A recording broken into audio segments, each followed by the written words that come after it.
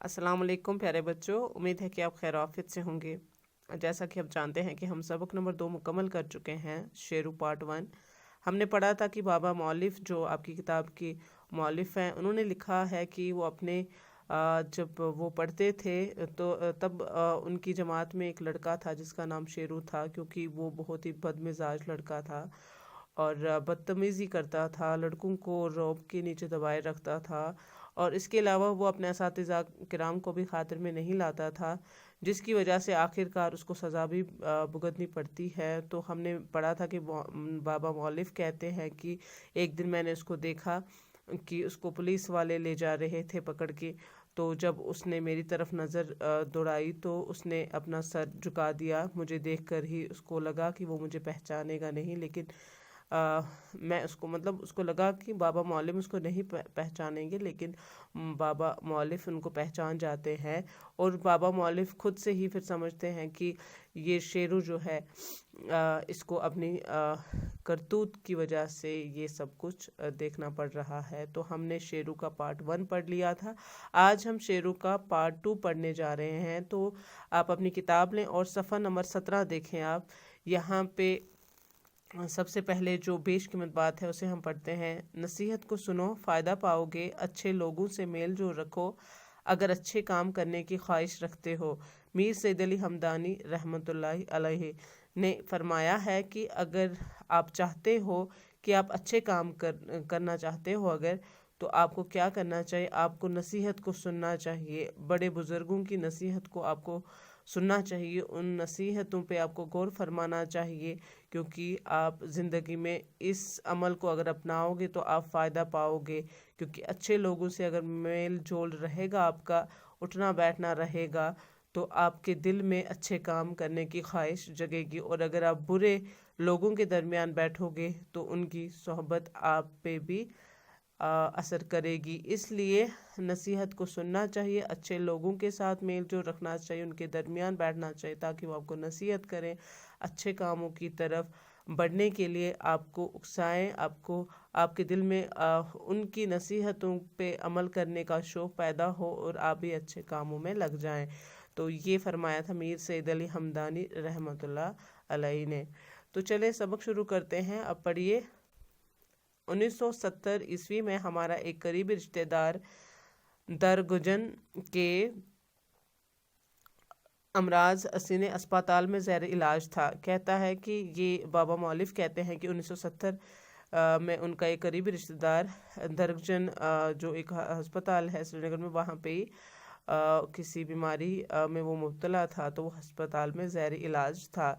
एक दिन जब मैं इसकी बीमारी पुरसी के लिए गया तो उसके द्राड़ के आखिरी सिरे पर मैंने एक नहीफ व नज़ार यानी कि दुबला पतला कमज़ोर सा शख्स को बिस्तर पर पाया। क्या कहता है कि जब मैं देख रहा हूँ कि उनके पास में ही एक कमज़ोर सा शख्स बिस्तर पर लेटा हुआ था, उसने हाथ के इशारे से मुझे अपने पास बुलाया। और वो शख्स क्या कर रहे थे?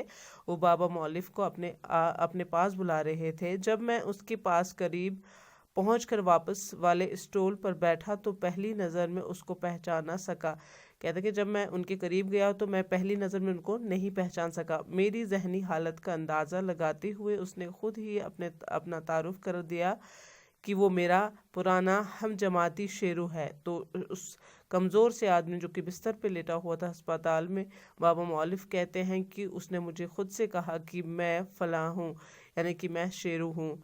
ये देखकर मेरे पाँव तले ज़मीन निकल गई और मैं दिल महसूस कर रह गया। कह रहे कि मेरे पाँव तले ज़मीन निकल गई, नहीं, मैं हैरान हो गया, मैं कांपने लगा उसको देख कर के। कहाँ वो सुर्ख सफ़ेद चेहरे वाला तनोमंद शेरू और कहाँ ये हड्डियों का ढांचा, बिगड़ा हुआ स्याह चेहरा, रुखसार की हड्डियाँ उभरी हुई जिन पर सिर्फ खाल बाकी रह गई थी।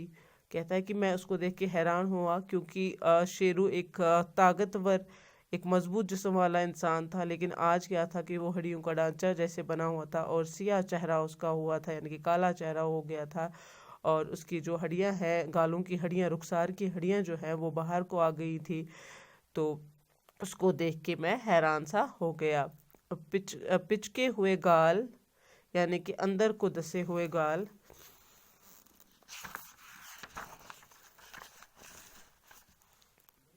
आंखें अंदर को दसी हुई, और यानी कि उसकी आंखें जो हैं वो अंदर को दसी हुई थी। हाथ पैर पतले, उंगलियां तीलियों की मानंद मुड़ी हुई। कोवी बदन शेरू अब मरील चूहा बनकर तपेदिक के आखिरी मरहले में दाखिल हो चुका था। क्या हुआ कि उनकी आंखें भी अंदर को दसी हुई थी, हाथ पतले, उंगलियां जो थी उनकी तीलियों की मानद हो गई थी, मुड़ी हुई, और वो क्या ताकतवर था, और अब वो क्या हो गया था, पतला और कमज़ोर हो गया था, मरील हो गया था चूहे की तरह, क्योंकि उसको तपेदिक की बीमारी थी। बेड के साथ लगी हुई अलमारी के ऊपरी सतह पर उबले हुए अंडे की तरह इशारा करके कमज़ोर आवाज़ में उसका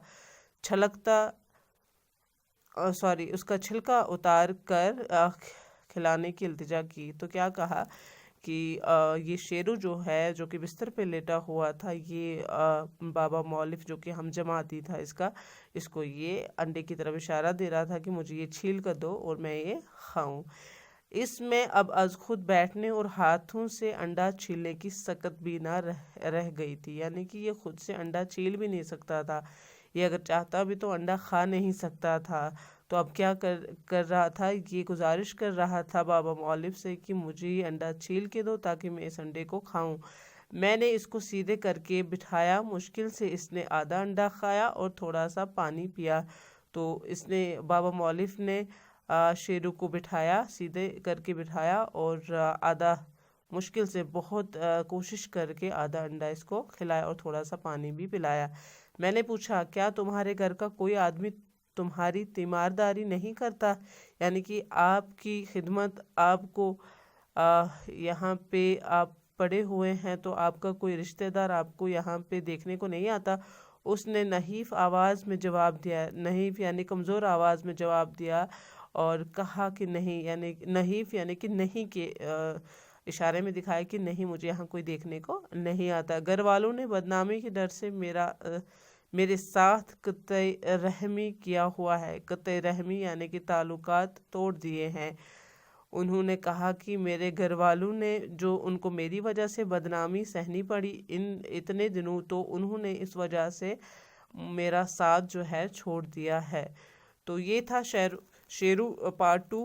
और हमने पढ़ा था कि बाबा मौलिफ ने कहा कि जब मैंने उसको देखा कि पुलिस के 2 आदमी उसको ले जा रहे थे किसी केस में पकड़ के, और फिर दोबारा जब देखते हैं मौलिफ डॉक्टर ये आपके जो किताब के लिखने वाले बाबा मौलिफ हैं, वो कहते हैं कि फिर मैंने शेरू को हॉस्पिटल में पाया तो वो बीमार पड़ा था, तपेदिक की बीमारी में वो मुब्तला था, बहुत कमज़ोर हो गया था, जो कि एक वक्त में बहुत ही मजबूत और जसामत वाला था, तो आज वो कमज़ोर हो गया है। तो ये था सबक शेरू का पार्ट 1। आज के लिए इतना ही, शुक्रिया।